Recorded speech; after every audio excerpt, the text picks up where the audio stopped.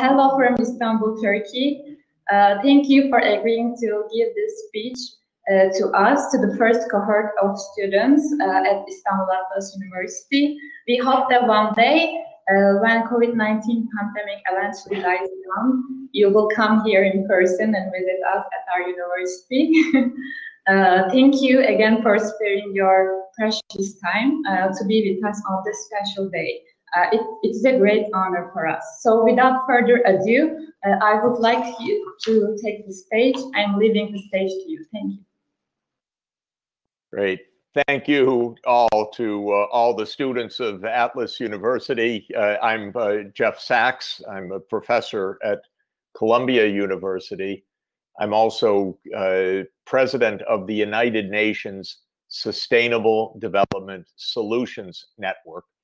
That's a worldwide network of universities engaged in finding solutions to global problems. And we have a lot of global problems, so we're very busy as a global network. And I hope that Atlas University will become an actor of the global UN Sustainable Development Solutions Network. We need you. The world needs universities. I know that Atlas University right now is heavily concentrated on health and medicine. I understand that most of you are medical students, and the world obviously needs all the expertise possible in fighting disease and ensuring decent health. You are starting your careers at an extraordinary moment of history, one that we will very long remember, because COVID-19 is certainly the biggest challenge that the world has faced since World War II. And the economic implications of COVID-19, how it's disrupted the economy, not only in Turkey or the United States, but in every part of the world, is probably the largest economic shock that the world has faced since the Great Depression. So we have a massive challenge on our hands, fighting a pandemic disease. Now the president of the United States is infected and in hospital. It's really a shocking disease. And learning how to govern ourselves and to cooperate in the face of such a big global challenge. I wish I could say it was the only big global challenge that we're facing, but in fact, COVID-19 is a massive crisis on top of what were already huge crises in the world. We were already experiencing massive crises of environment, including global warming, including the growing pollution of the air, the water, the oceans.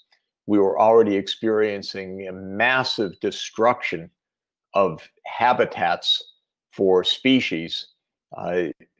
The Amazon was on fire. The Pacific coast of the United States was on fire.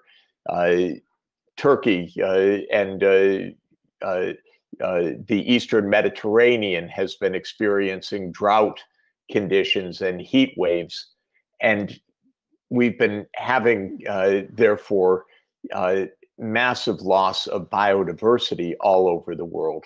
So this was happening even before COVID-19. And we can guess that COVID-19 itself is a reflection of these environmental catastrophes, because all of these new diseases, like COVID-19 or like the Middle East respiratory syndrome, or like SARS, or like Nipah virus, or like Zika virus, seem to be emerging because of the dislocations of natural habitats and therefore the spread of pathogens from animal populations to human populations. We think, of course, that COVID-19 spread from bats in Southwest China to the human populations, and from there to the entire world.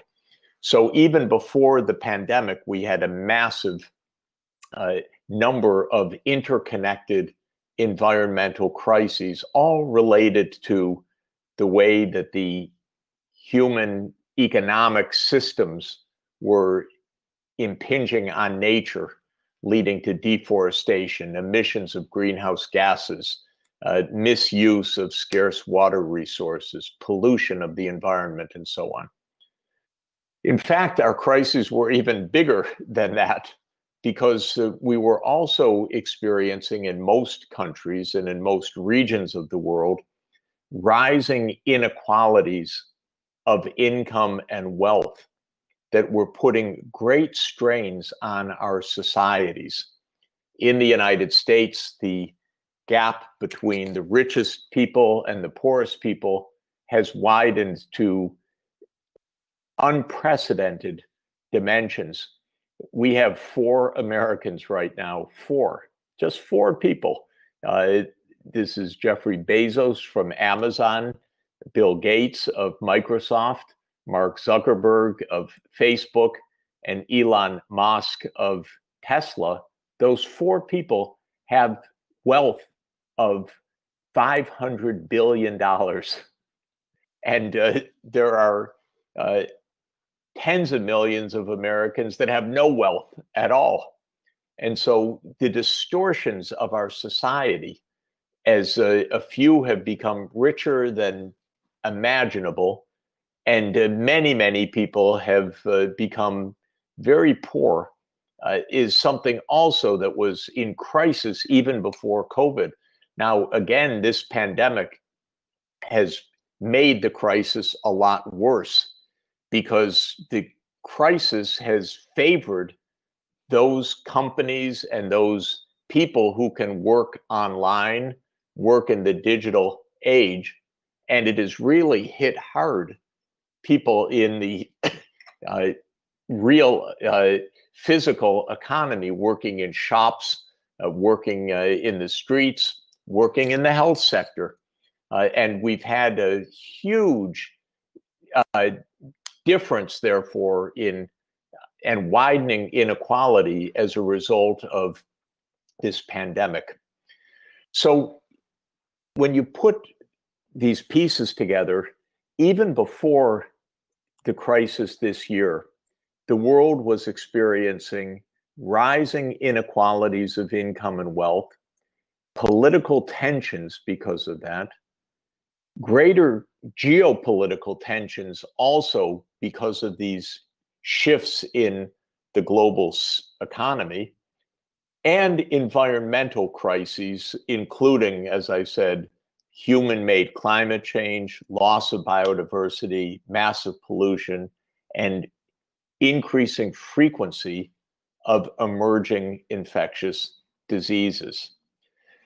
Well, because of those multiple crises, governments of the world, which are not very effective in facing these crises, actually, got together already 5 years ago and adopted the idea of sustainable development as the way out of the crisis.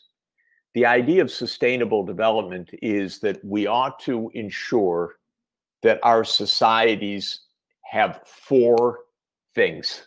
First, reasonable prosperity for the people. Second, social justice, so that everybody has their dignity and their access to basic needs. Third, environmental sustainability. And fourth, decent governance based on the rule of law, based on peace, and based on the capacity to solve problems. In other words, to say, okay, we have a pandemic, what do we do about it? And so the governments of the world adopted 17 sustainable development goals to achieve sustainable development. And they adopted the Paris Climate Agreement to stop the emissions of greenhouse gases so that we can have at least some degree of safety from climate change. So was the world before COVID-19. Now we have the pandemic, and we're trying to achieve sustainable development in the context of this emergency. And I would say the world's having a very hard time doing it. First, we are not well governed as a rule. So our governments often lack the capacity to solve problems, to accept science, to address society to practical needs. And I would say the United States, my own country, is one of the worst these days in solving problems. We make problems, we don't solve problems. Unfortunately, our president, Trump, is completely against science. He attacks scientists. He suppressed science in the government. He is so arrogant that he doesn't listen to technical advice. And it's not surprising, therefore, that not only did he get infected with COVID-19, but because of his behavior, he has infected a lot of the leadership of his political party. In other words, he's a completely irresponsible man, incapable of competent leadership.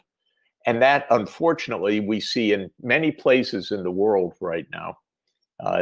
We see it in Brazil. We see it in many countries in the Western Hemisphere, where leaders do not take scientific advice. They are not able to form coherent plans of action, and our problems don't get solved.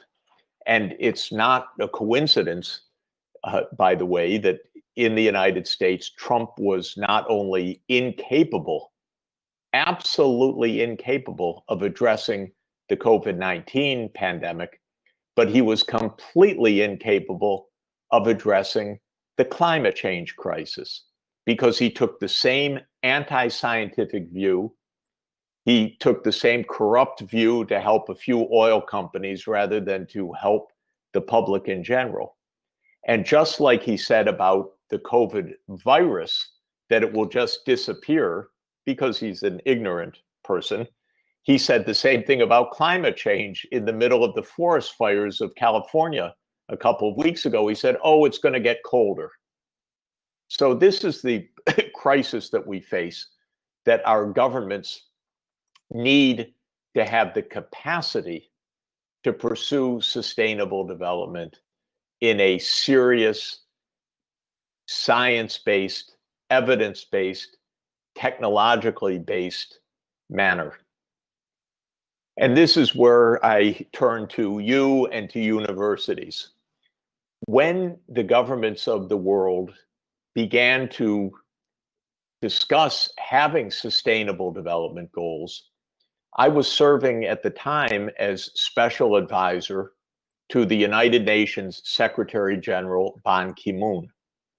And we discussed together the importance of having the world's knowledge institutions, the world's universities, come to the forefront to help work together with governments, with communities, with businesses, to provide real solutions for our societal problems. And that was the origin of the network that I mentioned, the United Nations Sustainable Development Solutions Network. The idea was that we as universities, and I'll say we because I'm at Columbia University, and I have been now at university my whole career for 40 years now, since 1980, when I joined the faculty of Harvard University 40 years ago. We need our universities to use the knowledge, the science, the technology, the policy analysis to help society to find solutions to complex problems. And that's why I'm very thrilled and honored to speak to you, the first students of Atlas University, about the role of Atlas University and your role in helping to contribute to problem solving. What can Atlas University do? Well, first, it can and should contribute to solving the COVID-19 pandemic. Turkey is in a kind of middle position on the epidemic. The cases continue, thank God, not the worst in the world, but also not the best in the world. It's important to suppress the transmission of the virus. It's important to be able to isolate cases, test the population, and stop the transmission of the virus further. It's important for the health and well-being of the people of Turkey, and it's important for the economy of Turkey, for its trade, for the tourism, because, of course, you live in one of the most wonderful, beautiful, historic cities of the entire world, and one of the most historic societies of human civilization. So people want to come to visit, and I certainly do, as soon as possible, want to come back to visit. And that means suppressing the pandemic, and that requires expertise of public health, expertise of community engagement of the health system, expertise of the hospital and healthcare management to get this disease under control and to save all the lives possible to save. More generally, under the Sustainable Development Goals, there is the challenge of health for all. If you look at the 17 Sustainable Development Goals, goal number 3, SDG number 3, calls for universal health coverage.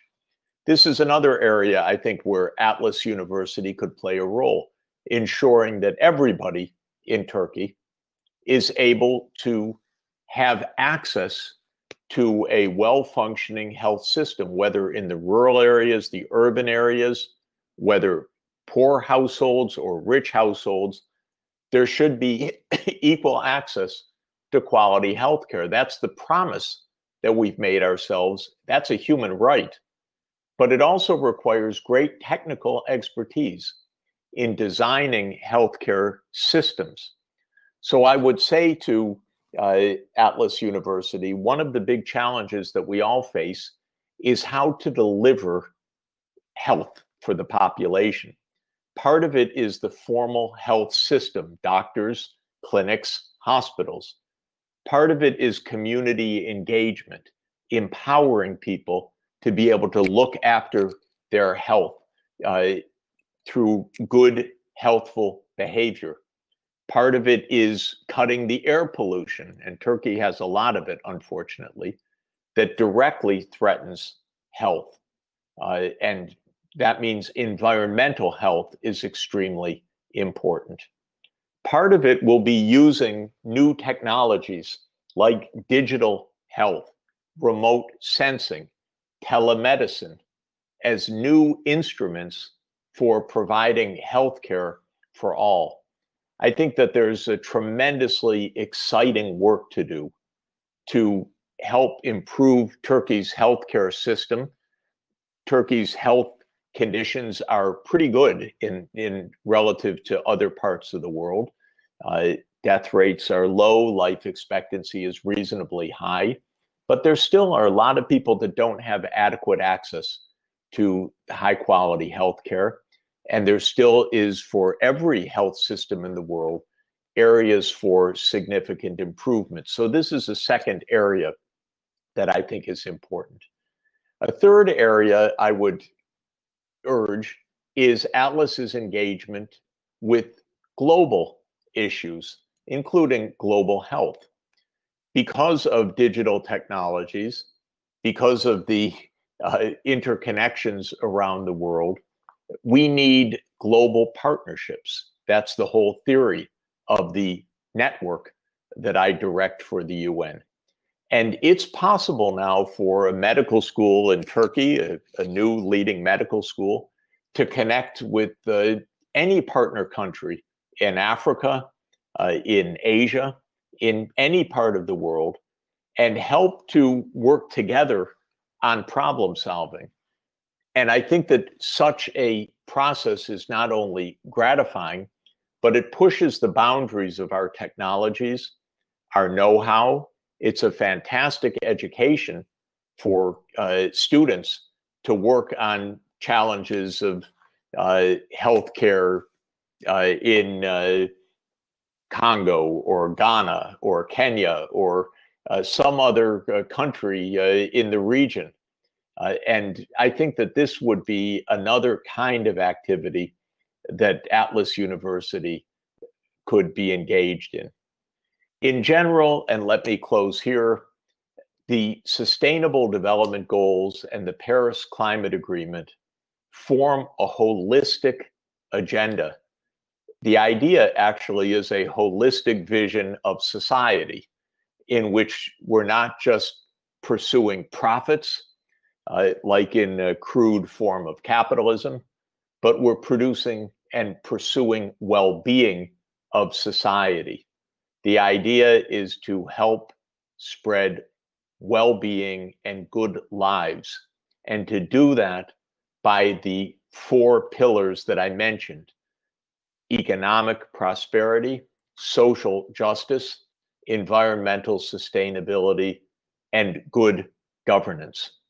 And I would hope that you, as new students of Atlas University, and a new wonderful university, and a university in one of the wondrous locations of the world, one of the most beautiful cities and the most historic cities and most important cities in the world, will take on this challenge of sustainable development.